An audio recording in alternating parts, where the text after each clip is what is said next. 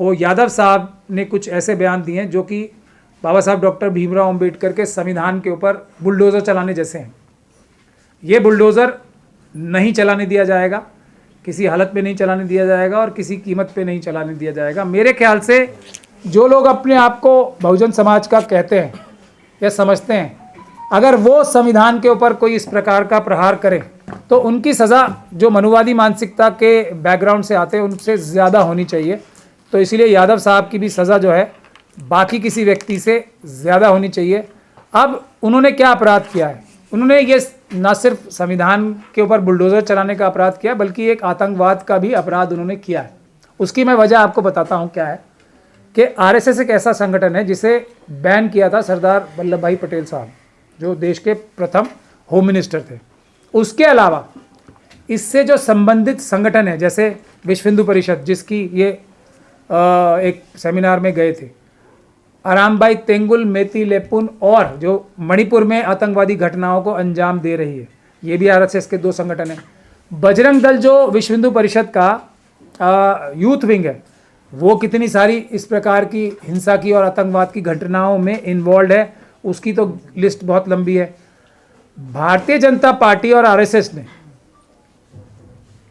के अंदर उन्होंने आतंकवादी गतिविधियों में लिप्त प्रज्ञान सिंह ठाकुर जो हैं उनको इस अपनी पार्टी की टिकट दी और लोकसभा में पहुंचाया। और उसके अलावा जो अभी रिसेंटली, ऐसे तो बहुत सारे हैं जिनके संबंध आरएसएस के जो कार्यकर्ता या वर्कर्स हैं उनके पाकिस्तान की और चाइना की एजेंसीज के साथ बहुत घनिष्ठ संबंध पब्लिक डोमेन में भी आ चुके हैं प्रेस के माध्यम से। मगर रिसेंटली ही एक डीआरडीओ के साइंटिस्ट जो पकड़े गए थे, पाकिस्तान को डीआरडीओ के बहुत टेक्निकल डिटेल्स बेचते हुए, वो भी आरएसएस के कार्यकर्ता थे। तो ये आरएसएस और इसके साथ जो इसकी सिस्टर कंसर्न्स या जो इसकी सहयोगी संगठन है वो आतंकवादी घटनाओं में लिप्त होते हैं। अब आतंकवाद का यूएपीए का कानून क्या है और ऑर्गेनाइज कानून का क्या कानून है कि यदि किसी एक बड़ी संगठन का कोई भी रूप, कोई भी सिस्टर कंसर्न या कोई भी समर्थक संगठन आतंकवादी घटनाओं में लिप्त होता है तो वो पूरा का पूरा परिवार ही आतंकवाद की घटनाओं में लिप्त माना जाना चाहिए। ऐसा कानून है यूएपीए का भी और ऐसा कानून है। और जब हम बैन होती है ना कोई भी संगठन, जैसे अभी अभी पीएफआई बैन हुई थी, तो उसका अगर आप बैन का वो देखेंगे तो उसमें लिखा है पीएफआई या इससे संबंधित कोई भी संगठन, वो सब के सब बैन होते हैं। तो ये यूएपीए का और एमसीओसी जो मकोका का कानून है, ऑर्गेनाइज क्राइम का जो कानून है, वो ये कानून है। तो उसकी रूह से वीएचपी भी एक आतंकवादी, क्योंकि सरकार उनकी है इसलिए उसे डिक्लेयर नहीं किया जा रहा है, लेकिन वीएचपी भी एक आतंकवादी संगठन कानूनी रूप से है, क्योंकि वो आतंकवादी एक ऑर्गेनाइजेशन होने के सभी क्रियाकलाप कर चुकी है, तो उसको डेजिग्नेट करना ही बाकी है। तो ऐसे एक आतंकवादी संगठन के प्रोग्राम में जाना खुद उसकी एक एडवोकेसी करने जैसा हो गया। तो ये जज साहब ने भी आतंकवाद का एक अपराध किया है, जो कि धारा 15 में यूएपीए की में पूरी तरीके से कवर्ड है, क्योंकि जाके उसको एक तरह से सपोर्ट और समर्थन दिया है। भारतीय जनता पार्टी ने अदालतों के ऊपर और वकीलों के ऊपर बहुत बड़ी तादाद में काम करना शुरू किया। इनका एक और संगठन है जो अधिवक्ता परिषद है, ये और दूसरे संगठन सिटिंग जजेस को बुलाकर बहुत सारे अपने कार्यक्रम कर रहे हैं, जो कि खुद सुप्रीम कोर्ट की गाइडलाइंस जो फुल कोर्ट ने तय की है, वो भी मैं आपको दिखा देता हूँ।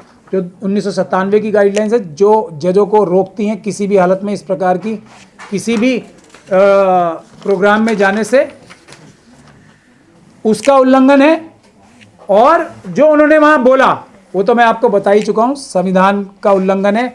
उसके बारे में डिटेल्स बहुत सारे विद्वान ज्ञानी लोग बता चुके हैं, मैं उस डिटेल्स में नहीं जाऊँगा। लेकिन किसी ने अभी तक ये नहीं बोला है कि ये आतंकवाद की घटना कैसे है, उसका मैंने क्लैरिफिकेशन या एक तरीके से हमारे देश की जनता को बताना था। इसलिए मैंने ये आप लोगों को आज तकलीफ़ दी कि हम हाथरस के बारे में और दिल्ली कैंट की जो बच्ची है और एक जिसके साथ बलात्कार हुआ था और हत्या हुई थी, हाथरस की बच्ची के साथ हत्या और बलात्कार हुई थी, और एक जो कुलदीप सेंगर हैं, भारतीय जनता पार्टी के बड़े नेता थे, एमएलए थे, उन्होंने भी एक बच्ची के साथ रेप बलात्कार किया था, उसकी पूरी फैमिली को मरवाया था। ऐसे इल्ज़ाम उन पर लगे थे, फैमिली के ज़्यादातर मेंबर, फादर को, उनके वकील तक को मरवा दिया था।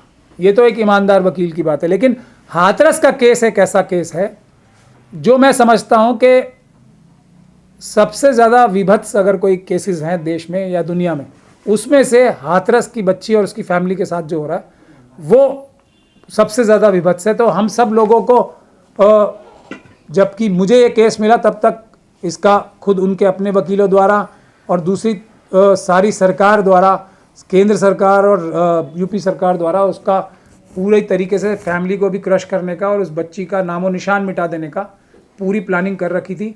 तो हमने एक ऑर्डर कराया था उनको 2022 में, जब मैं इस केस में आया, तो कि उनको एक घर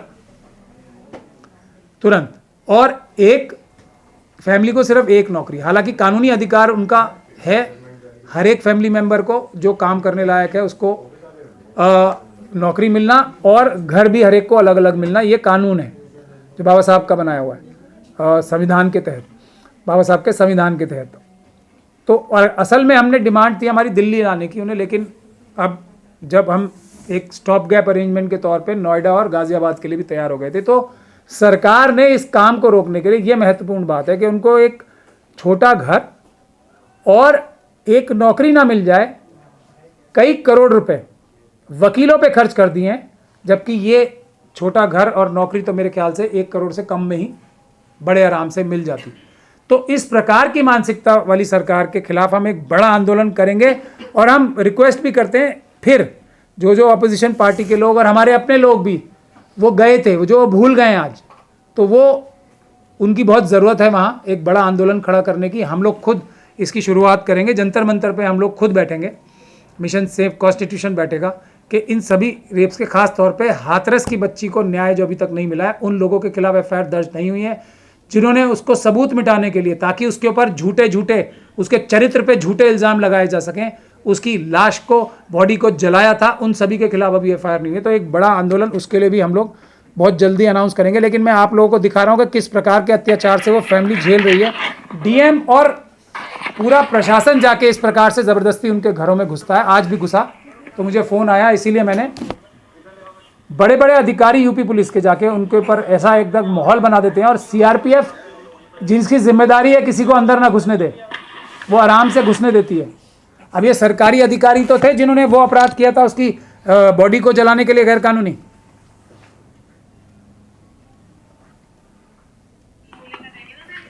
और क्या क्या बातें उससे हो रही हैं, आप लोग चाहें तो वो सुन भी सकते हैं।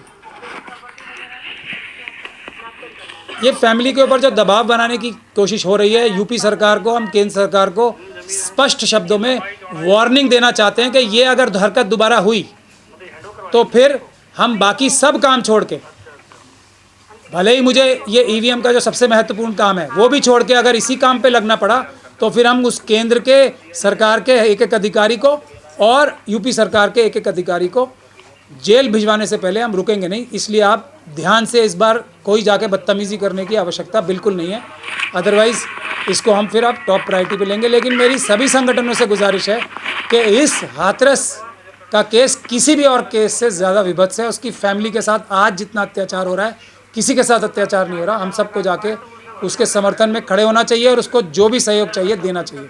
बहुत बहुत शुक्रिया। अब आप